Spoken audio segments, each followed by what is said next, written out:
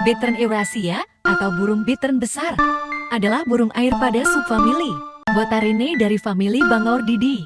Ada dua subspesiesnya, yaitu ras utara, yang berkembang biak di beberapa bagian Eropa, juga yang hidup di seberang Paleartik, serta di pantai utara Afrika. Sedangkan ras selatan adalah endemik di bagian selatan Afrika.